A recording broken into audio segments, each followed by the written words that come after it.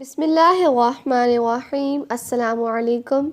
شب جمعہ کو سونے سے پہلے 11 مرتبہ سورۃ الکوثر اس طرح پڑھ لیں، صبح اٹھتے ہی آپ کا نصیب و تقدیر چمک اٹھے گا۔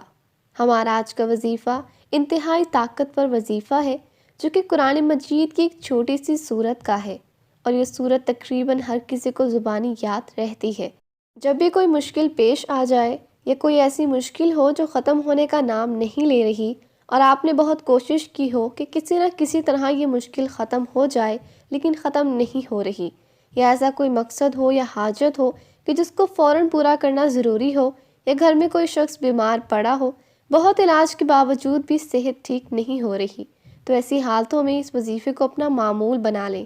کرنا کچھ اس طرح ہے کہ شب جمعہ کو سونے سے پہلے 2 رکعت اپنے مقصد اور حاجت یا مشکل کو ختم کرنے کی نیت سے پڑھ لیں۔